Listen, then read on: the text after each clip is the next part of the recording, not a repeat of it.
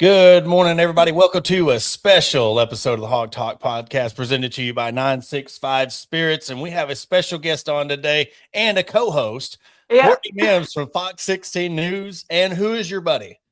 Leo was feeling like Leo. he wanted to All right. join the show. That's all right. Leo's going to join the show with us and give us some good news. So, hey, Courtney, it's been a while since we've caught up. You got a new station now, new digs, new territory. So just catch everybody up on how all that's been going on. Well, we're gonna put Leo down first just because he wanted to say hi and now he wants to jump down. So we're gonna put you down first. There you go, bud. It's been great. I have to say, Little Rock is a cool place. Arkansas in general is a cool place to be. Everybody knows that I'm from the state of Florida, or most people do. But I love Arkansas. It's my home now. I met my husband here from Conway. So it's really been cool to kind of live in two different areas of the state. Little Rock is its own kind of place. A lot of people know this, but Little Rock is unique in the fact it has so many different types of people. You know, it's just you're from all over, right? I mean, it's like a melting pot of Arkansas almost. So would you say it's a Bentonville on steroids? It kind of is, where it's just there's so many different types of people, and they've all come together there. It's like, oh, I've lived here and I grew up here, but now I'm in Little Rock, and I just love that about it, because you find there's so many different backgrounds and people that live here. People from out of the country move to Little Rock for work. There's so many different types of people here, which I love. And there is, and I'll say this, I think, from moving here, living in Fayetteville versus living in Little Rock, I truly, and this is my opinion, I believe the most amount of fans are in, the most amount of Razorback fans are in Little Rock. I really do believe that. And I think that's why people get so irritated, because you look at the Little Rock games and stuff. But, when you come to Fayetteville and everybody told you, hey, look, there's a difference between Central Arkansas fans and Northwest Arkansas fans in the state. And you're like, well, how can that be? Because there's just one team. Now you get immersed in the UCA, the Arkansas State, the Little Rock Trojans. So you kind of got your eye open a little bit. Well, oh, okay, this is exactly what they're talking about. Yeah, there definitely is so I would say the biggest fan base in Little Rock is Razorback fans, right? That's what you're going to see more so than Fayetteville, which is kind of weird, because in Fayetteville, because of Walmart and other companies, it brings in a lot of different fan bases. Yes. Like, I actually met a lot of LSU and Ole Miss fans when I was in Fayetteville. So, and some would even come up to me and say, hey, we love watching local news, but we always hate watching the Pig Trail Nation report because we're not a fan of Arkansas. Yeah. And so I was like, wow, that's very nice. Thank you.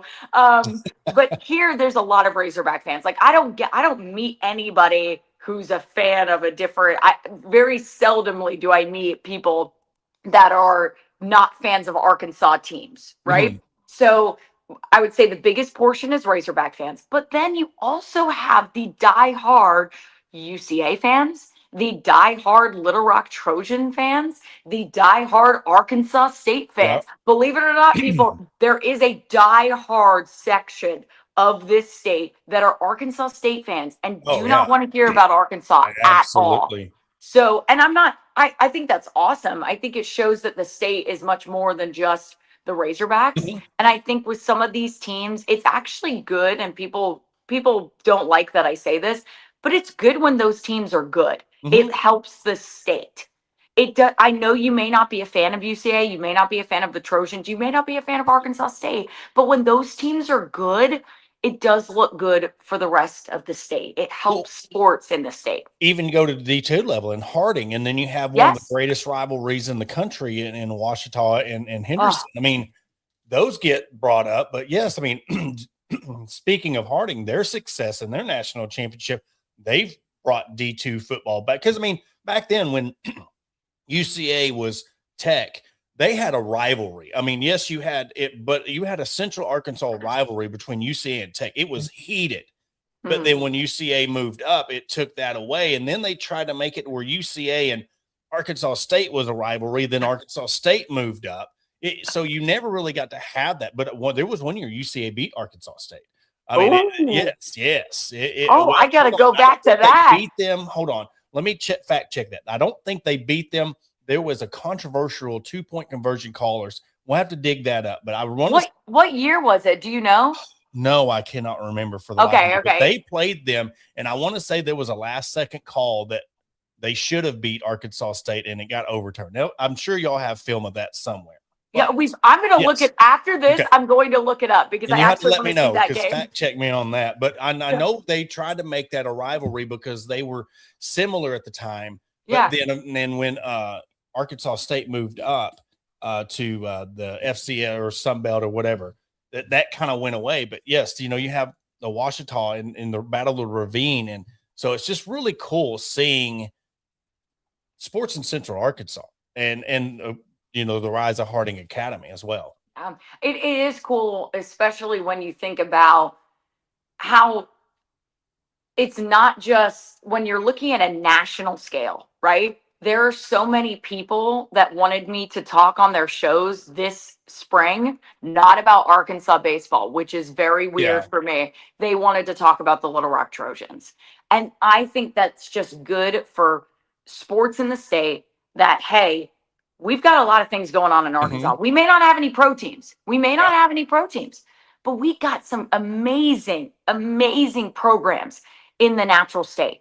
So if you're an athlete, come to Arkansas, right? Don't just, if you're not good enough to go to the Razorbacks, fine.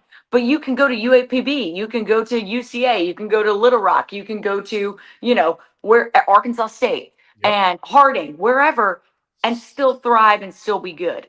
I mean, to me, that's the best compliment for your state is we've got great sports teams here. Well, and every year, I was looking through the Hootens football. I get that every single year. I'm a Hootens football magazine fanatic, and seeing all the in-state kids going to, Tech and UCA and Harding and, Monticello, all the small Division II schools. And then of course, going to Arkansas State, and it's really good. There is a lot of talent, and we're seeing that in all the sports. We're seeing a lot of girls basketball talent. We're seeing football talent, and it's just that Division I talent when we're talking about Arkansas.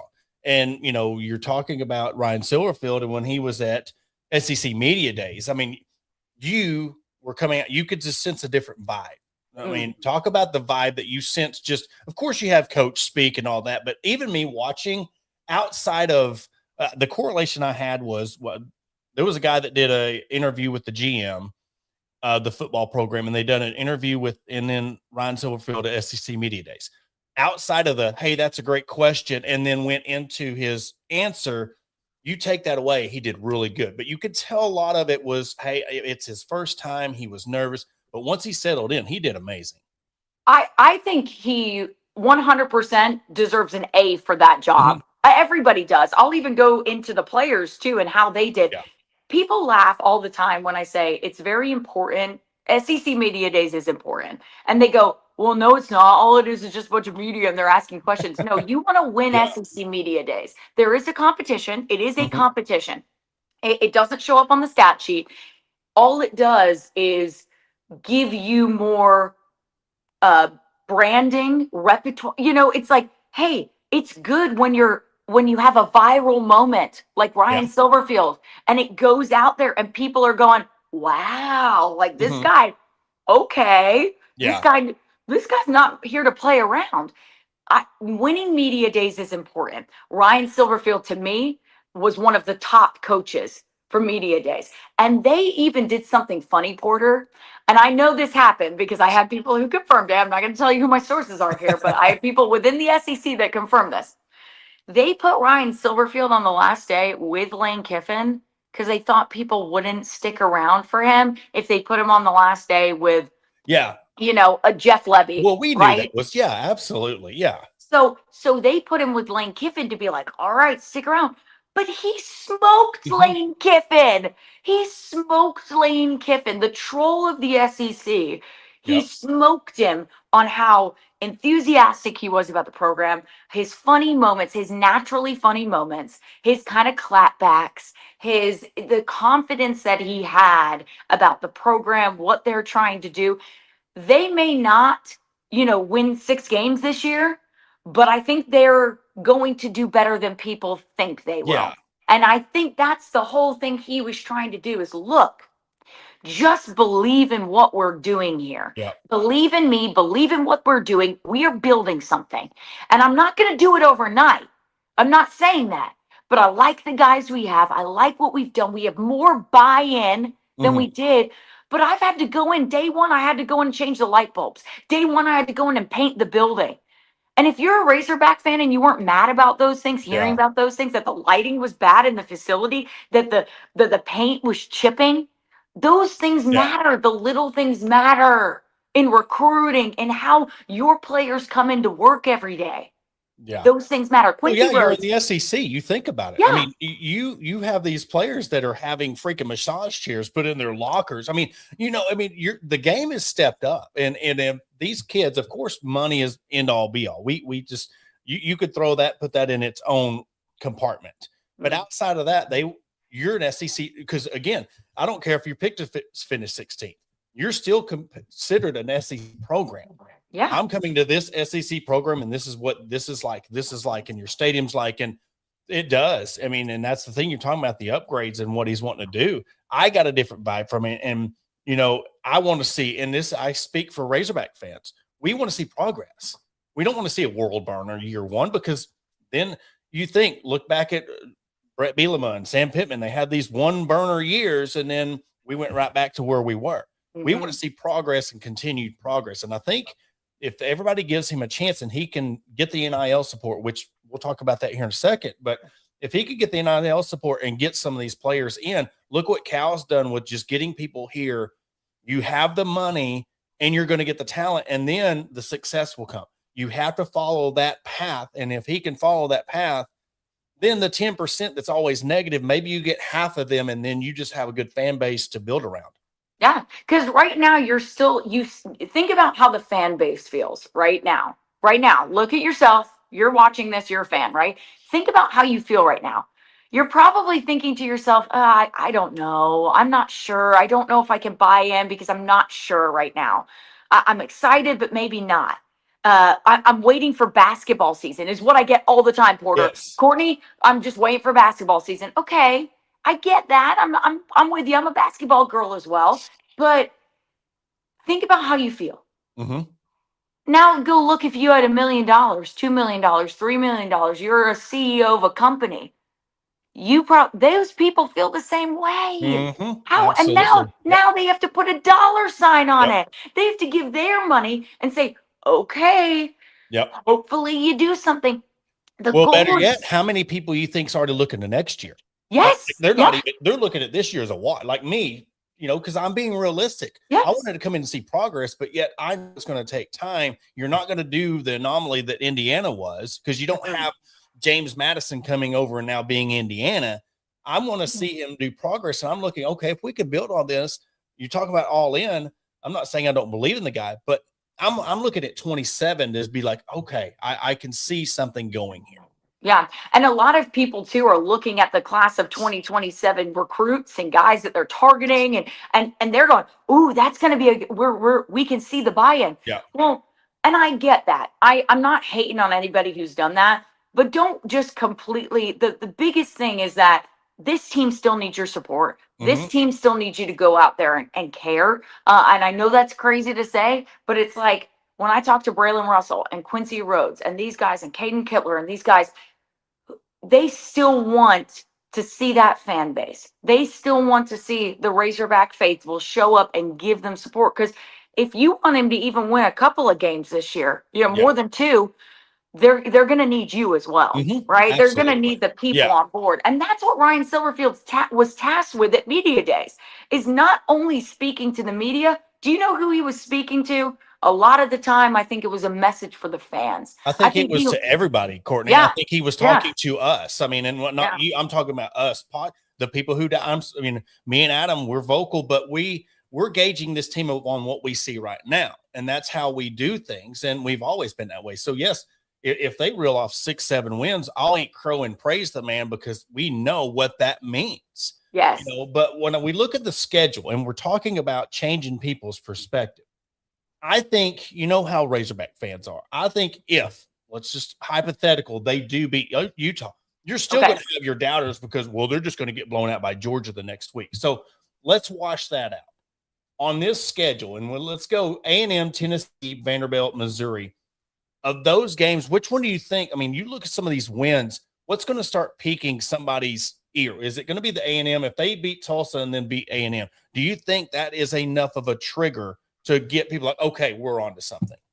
I think yes and no. I think people are still going to be, like you said, a little bit gun shy, I guess, right? Of giving their support to somebody that is in their first year. I mean, there's still people who I posted some of the things he said after media days, and there were still people that said, I don't know. I don't know about him. I don't know. And I'm going, okay, if you still don't know, nothing he says is going to convince you. Exactly. Nothing he says is going to convince you. So he's going to have to win. That's a tall task. But once again, we're talking about a schedule. And I feel like we say this every year. The hardest schedule. Yeah. It's the hardest schedule. It's like baffling when we have these SEC network personalities that come up and go, why are we always saying that Arkansas has the hardest schedule of anybody? It feels like every year. I think it's low hanging fruit, and I think it's the easy thing. But I mean, honestly, when you can look at the schedule and you're looking at names, if you're looking at names, you're like, oh my God, that's the hardest schedule. But if you look at that 4-game stretch, I mean, outside of Missouri, but I mean, that's your trophy game. Yeah, Vandy, don't know anything about them. No. Auburn, you don't know anything about them. South Carolina. So 3 of the 4 games right there, those could be 3 wins on top of it. If you beat Tulsa and North Alabama, there's 5. And everybody, if you even sniff the word 6 wins, they laugh at you. So that's where the thing is. Like, you got to be careful. But when you look at it in reality, you don't even know what Texas A&M is going to be. So when I talked about that A&M game, because a lot of people when they go back to that Texas game back in 21, they put that as the stamp. But Ty Richardson brought up a great point. It was that A&M game that really was like, okay, things are different. We won the A&M game. If you win the games that I said, then I'm including Utah. Okay. And you beat that A&M team, now you're 4-1. Yeah. Yeah. I mean, I think it would make people turn their heads and go, wait a second, are we not giving them enough love? You're certainly going to have people in the national media going, wait, we need to pay attention to Arkansas. Yes. That's going to, here's what I think that will do. More so than totally bring the fan base on board, because I still think you're going to have haters. I really do. I think Ryan Silverfield faced an uphill battle. I think if they started off and, even if this is crazy, but even if they beat Georgia, you're still going to have people that go, oh yeah. Yeah, that was a fluke. Yep. That was a fluke. Georgia was bad that day. Georgia had people hurt or whatever. And, whatever happens, they're going to make excuses for it. I think you're going to have people, if they go into that and they're 4-1, I think you're going to have people go, in the national media, Arkansas needs to be a little bit more respected than they should, than we did give them any respect going into this season. Now they're demanding that respect. So another thing is too, when I'm looking at this year's schedule compared to a couple years ago, you're talking about that PTSD. You're talking about the fans where they could start on that because they're used to this 3 to 4 game stretch down the end that they just fumble.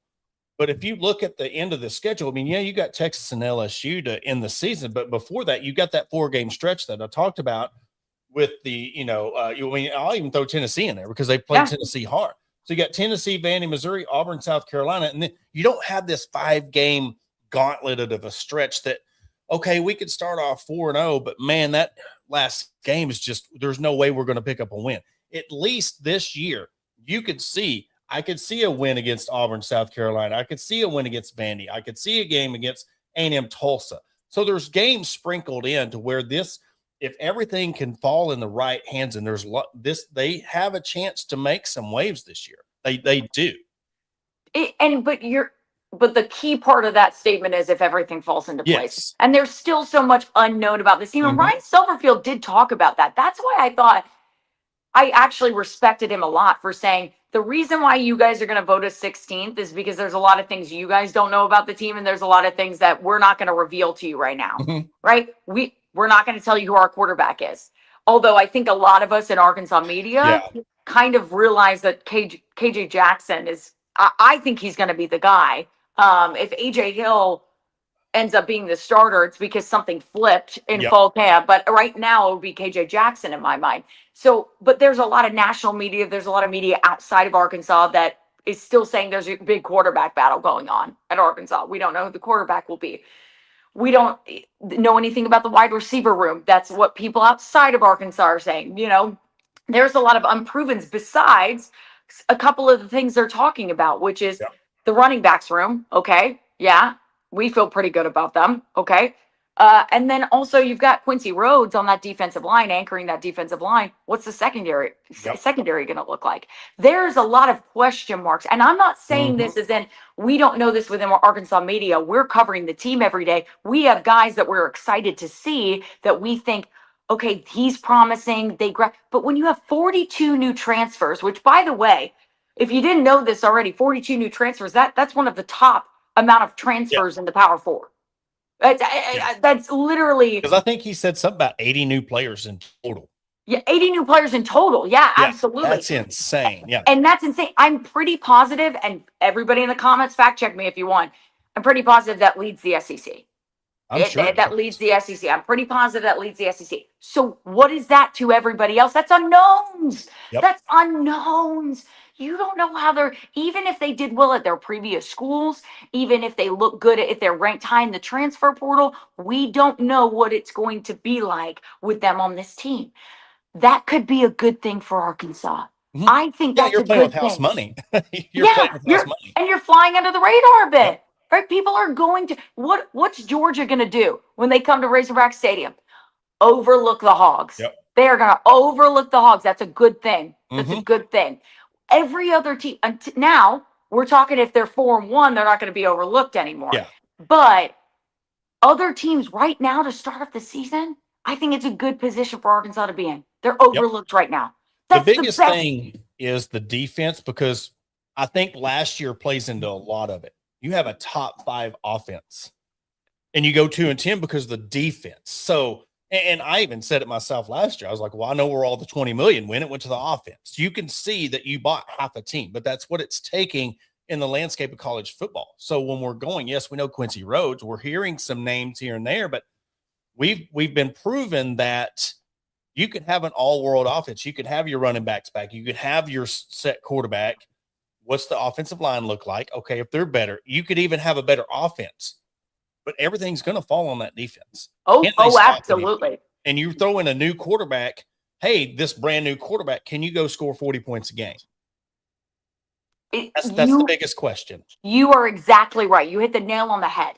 Because for me, when I go in and talk to people about this team, they want to talk about the offense from last year and everything that happened last year. And I'm like, look, guys, this is a new team. Like, we can go talk about last year all we want. We can go talk about how they were the worst, best team last year.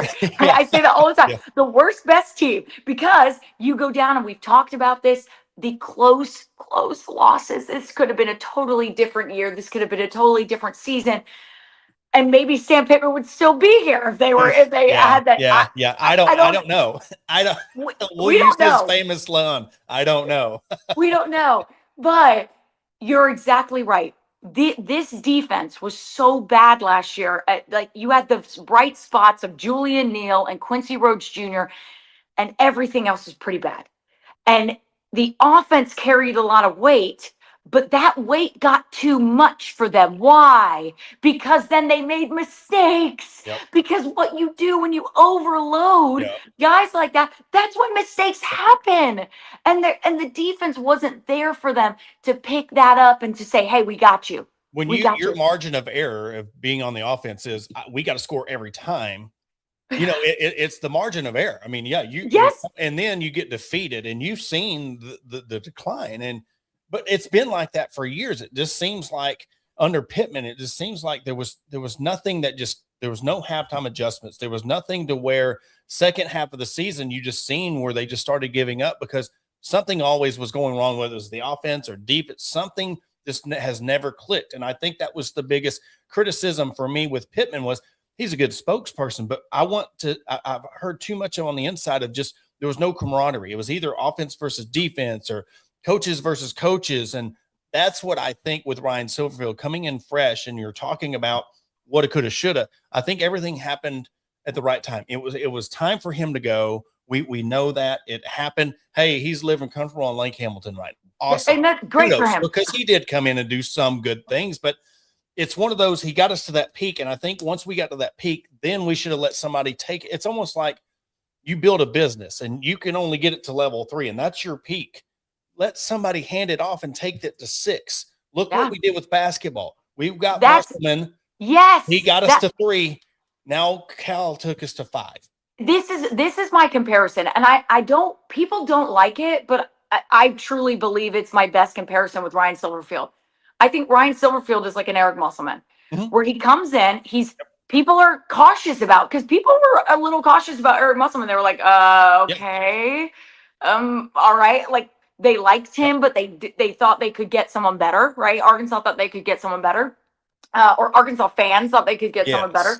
And Eric Musselman comes in, he gets the program back in the spotlight to where they're getting to Elite Eights, they're getting to they're getting to Sweet 16s in the tournament, where people are going, whoa, Arkansas, oh, whoa.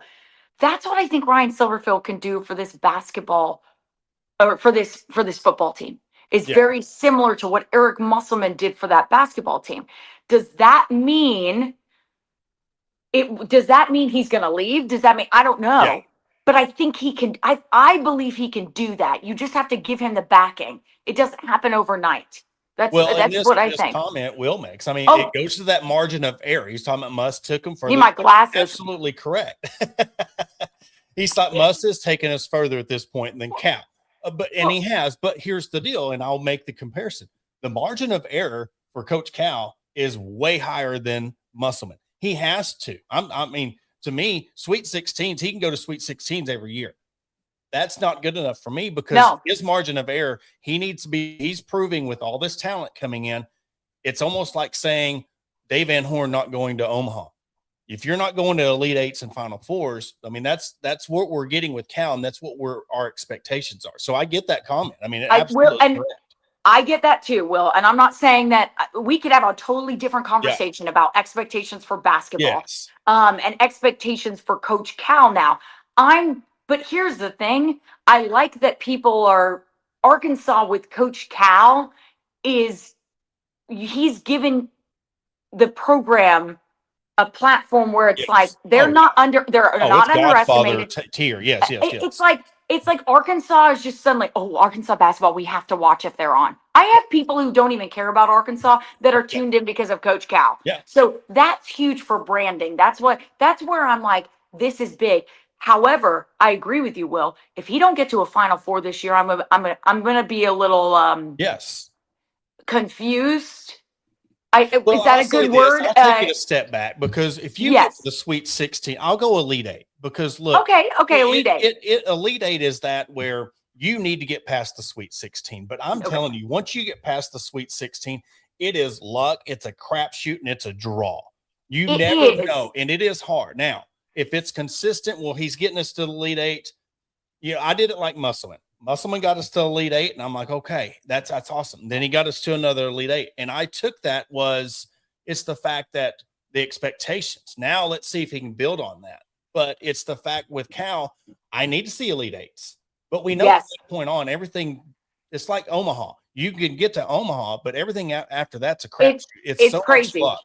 Yeah. So I don't ever judge, like Dave Van Horn. I do not judge him because he's never won a national championship at Arkansas, because unlike any other sport, you don't have your star players every time. You can't throw Kevin Kopps every single game like a quarterback or a basketball.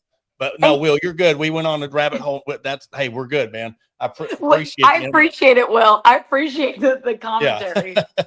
But no, I mean, but it gets back to Ryan Silverfield, is the fact that the comparison is we want him to get us to the fact where, but if he continues building up, let him build up. That's what I'm saying. And then if he plateaus, we have to, as a business, because you got to look at college athletics as a business now. You got to be man enough to be like, okay, we got to 8 wins. Now we're 6. Now we're 5. Now we're 6. We're leveling out now. We got to pass the torch. You can't let this thing get back to the 2-3 win point anymore. You can't do that in this landscape of college football. You got to pass the torch. No, and especially when you're talking about, and I hate to say this too, an SEC program, you've got to be respected. It's a league where pretty much now you've got a lot. I mean, Vanderbilt was the laughing stock of the league, and now you can't really laugh at them anymore. You really can't. You still have to, no matter what happens this year, they're building something over there. They have the donors, they have everybody on board. They're like, all right, we're going to care about football. We're going to do a very important year because I've judged, post Pavia. What do you do with, you have the money. Now let's see what you do past that. Exactly. And I'm looking at this year. I've said this a couple years back, and I'll say it this year. This is a very important year for Arkansas to prove we're moving back in the right direction. Not saying you got to win 6 years, but it's the fact, can you show that you can build this team up to where we can make a bowl game, see what kind of talent we get, and then build from that. But if you come in, and again, I'm going to 27, if you feel like it's too much for you, because look, it's a dog eat dog world in the SEC. If you can't do it in 2-3 years, you can't progress this team in 2-3 years. We got to find somebody who can. You can't let this thing keep on going 4, 5, 6, 7 years, banking on a 6-6 season or a 7-6 win season. I mean, I think I'll be honest with you. If you look at what Indiana did, it proves that having a good coach, having good leadership, and then having backing, what it'll do for your program. Yes. I don't think Arkansas, and this is crazy, people are going to hate me for this. I don't know. Arkansas is not, they have the backing. They have people with money.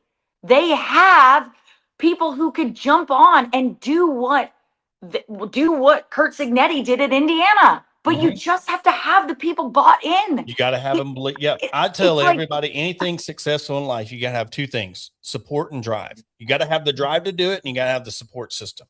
And I do believe Silverfield could have all the support or all the drive in the world.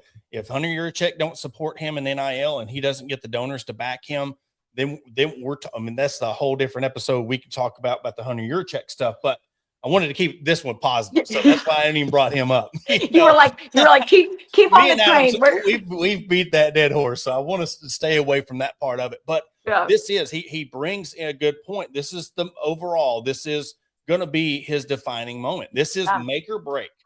Can you show? And again, I'm not saying win 6 wins or it's over for him.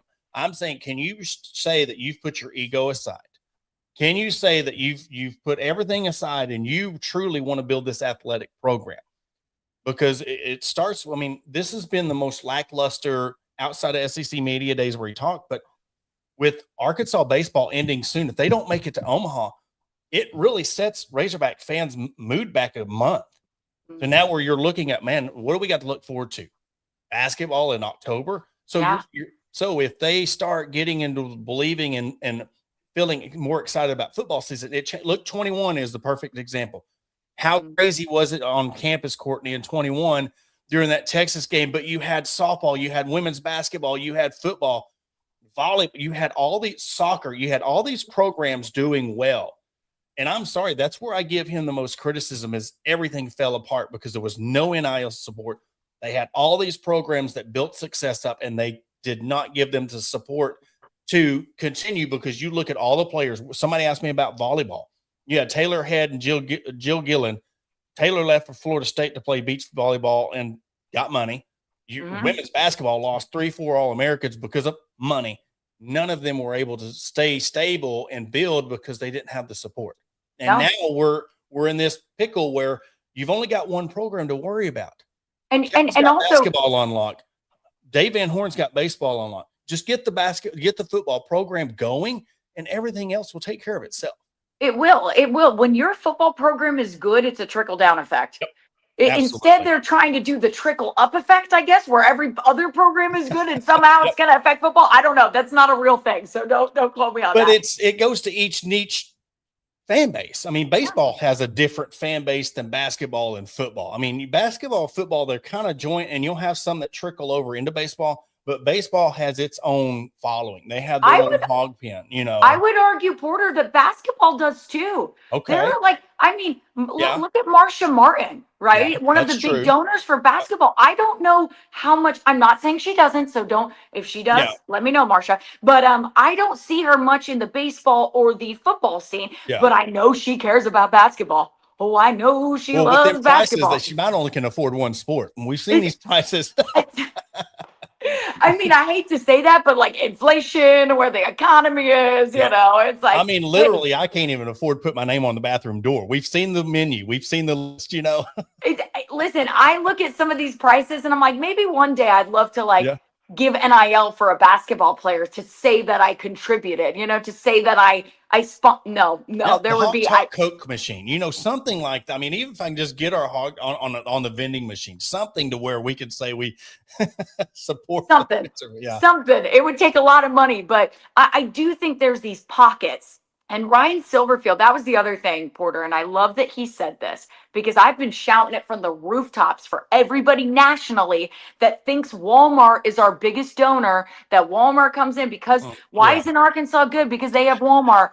No, we don't. Ryan Silverfield literally said it at SEC Media Days. How do we get Walmart more on board? How do we get JB Hunt more on board? I've been screaming this from the rooftops for since I've been here at Arkansas. I'm like, hey, Walmart isn't like really a player, and everyone's like, Yeah. no, they are, no, they are, and I'm like, My no, they're biggest not. thing, the rebuttal to that is, and this has been, and I know I'm not going to go deep down into it. I'm not going to get too negative, but a main point of that, what really turned me off from Hunter Yurachek was 2 years ago when he stated at the Little Rock Touchdown Club, he said the same thing about Walmart. He said, Walmart is not here to save the football program. I get that if you can't get them to buy on, but the very next week, Walmart and Tyson was on the stadium, and that rubbed me the wrong way because why are you telling the fans they're not here to save your football program, but we take their money and put it on the stadium at a time where it was crucial, where you could have used that for an NIL package deal, or you could have done something. That's what turned me off of like, okay, he's only worried about the business side of it. Just like with Carlton Saffa and the Razorback raffle, and they wanted to do it at no cost for NIL. Yeah. Well, they struck it down. They started the Razorback raffle, but it all goes to the Razorback Foundation. And I know you need staff money. I know you need, but Courtney, you know good as well as I do, NIL will bring you to success. To if you can get NIL support and championships and build this winning culture, you'll never have to worry about a salary again, because all the other money you've seen when Bobby Petrino came the head coach, the Duke game was going on and they were flying a plane over the stadium saying, welcome back, Bobby. And people were handing in money, hand over fist. You get the success in the NIL money, the rest will come. And you said it. You said they're backwards. He is backwards, but that was the defining moment. And until he can change his ways and change my mind, I will always be against it, because you can't say one thing. And it wasn't a month. It wasn't 2 months. It was the same week. They announced that Walmart and Tyson was on the stadium. And I'm like, that did it for me. And that's where I am with that. Yeah. And I honestly, I'm 100% with you. I just, it just gave me some validation when Silverfield said that at Media Days. Because somebody somebody called me after he said that and said, wait, Walmart isn't like that much of a player. I've been saying this. I've been saying this. And the other thing I'll say too is while NIL is the biggest thing you need to worry about right now, right? That's the number one. You can't forget. And this is where I think it gets a little bit more nuanced, and where fans, you've got to look, this is my budget minded self. Like I should, work in a front office somewhere. You can't forget about facilities. Oh, and absolutely. You can't forget about the upkeep of those facilities. People wanted new lights at Razorback Stadium, right? People wanted that for years. We got them. We got them. That shows that they're getting money. That shows there's a buy-in somewhere, right? That because they were able to do that. Quincy dropped in our interview. You can go watch it right now. I think I asked him maybe in the midway point what excited him this off season. Just a day, what excited you about the off season? He goes, this might sound like a silly answer, but the upgrades we got in the facility, and go listen to what he says there. We've gotten new tech. We've gotten big monitors in the practice facility that are really cool. He goes, we've gotten new equipment. We've gotten, he said, we've gotten new athletic trainer stuff. He's like, everything they do now is more advanced. We've got to care about that too. Yeah, absolutely. Because and that's what Will was talking about. There's a difference between NIL and I understand. And that's why I'm saying package deal. I'm not saying every bit of the Walmart money should have went to NIL. I've never said it. It's just, hey, look, we need some NIL support. We'll do this. I'm just going to throw a $15 million number out there. Okay. We need $5 million of this for the NIL. $10 million. We'll put your name all over the stadium.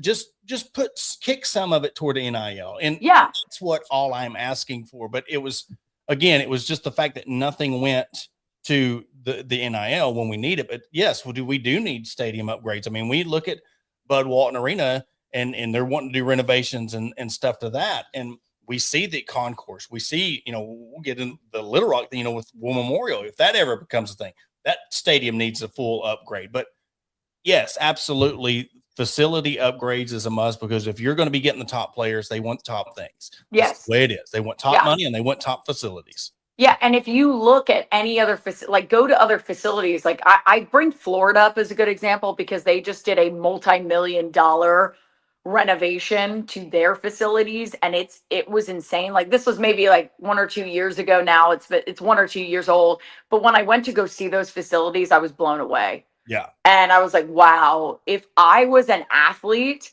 this is incredible. What they're doing is top notch. It's almost when, you look at the baseball facilities, right? There are baseball, players that come in. This Japanese pitcher is a great example, that come in and go, have you seen their facilities? Like, these people are going to develop me and get me to where I want to go. Absolutely. That matters. That still matters to players. That still matters to getting for recruiting purposes. So I think some of that, when we go into the finances and we go into Walmart and Tyson and all those different buy-ins right now, with revenue sharing being a thing, and correct me if I'm wrong, when Walmart and Tyson did that deal for the stadium, I don't believe rev share was a thing just yet.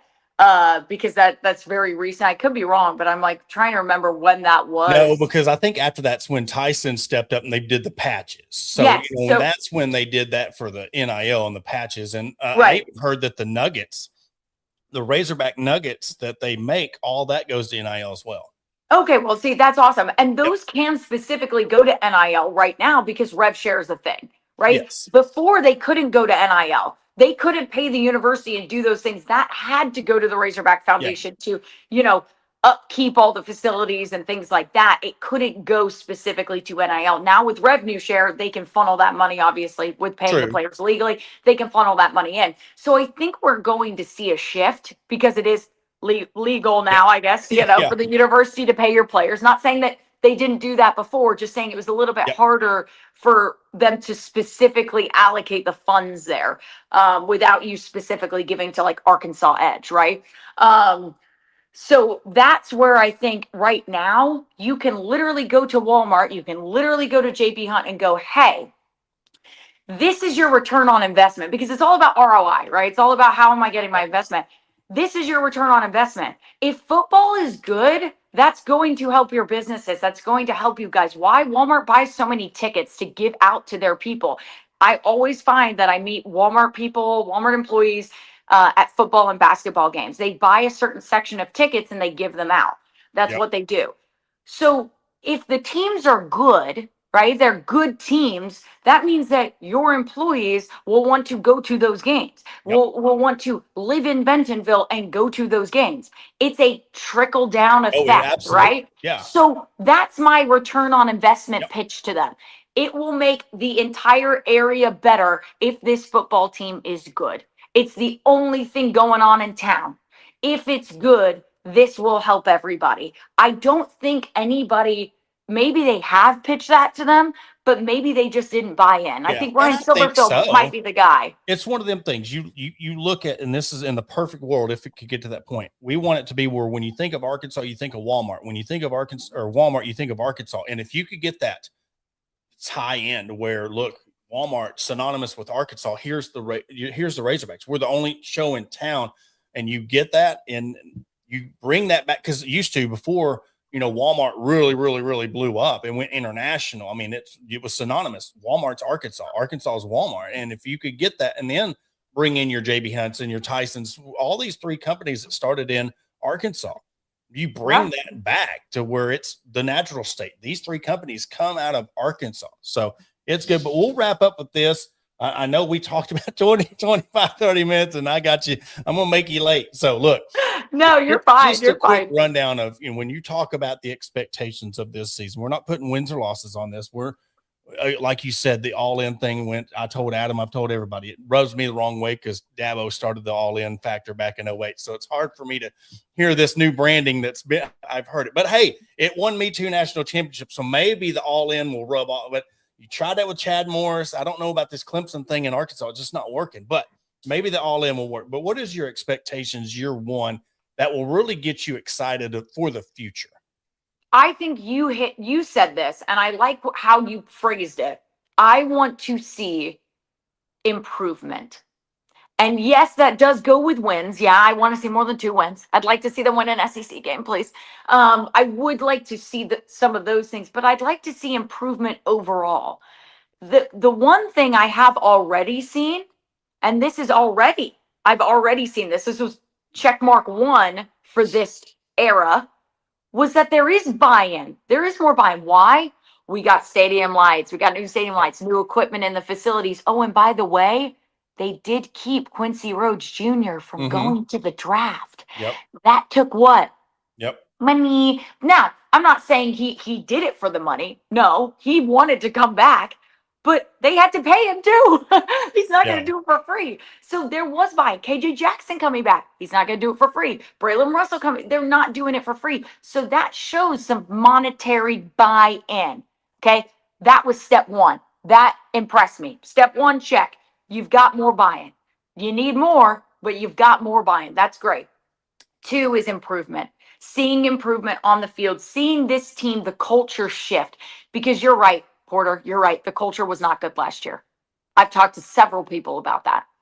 Several players, several people. The culture just wasn't good. And that, they even said, some of that wasn't even on Pittman himself. Some of that was just. I heard it was a level below. That's what, just a level below offense, defense. Yeah, we'll leave it at that. Yeah. Yeah, we'll leave it at that. We'll leave it at that. But it just wasn't great. Yeah. That there were guys that struggled to put on the uniform because they just felt like they were going into a loss. And that sucks. Sorry, that sucks. I talked to UCA's Nathan Brown the other day, and he was like, we had a mentality last year where we thought before things were going right, we thought everything would go wrong for us. We thought that we would go into situations and be like, oh, it's going to go wrong. That's a bad mentality. And I felt like Arkansas did that a little bit. So I want to see a mentality shift on the field. If you can show me that in those close games, I'd like to see them win a close game. I'd like to see it turn and flip for them, because that's going to show me something's changing. Doesn't have to happen all the time. Weird things happen in sports. But if they can win a close game or 2, I'm going to go, something's different. Absolutely. Something's because you look about the buy-in, that leads to less penalties, that leads to less turnovers, and that leads to more wins. You look at how many games you've lost because of penalties and turnovers. And I know those are small things, but that goes to the grand scheme of your coaching. A lot of people say that's not coaching. It is, because it takes discipline. It takes buy-in. It takes people to not jump off sides. It takes that focus of, I don't want to disappoint this coach. Again, then you have less turnovers, less all this, because you turn the ball over, you're like, oh, I'm just going to go to the sideline. There's no repercussions of it. Now, if there's accountability and repercussions and respect and accountability, you're going to change 3 of those things. And if those 3 things lead to 2 more wins, we're sitting at 5, maybe 6 wins.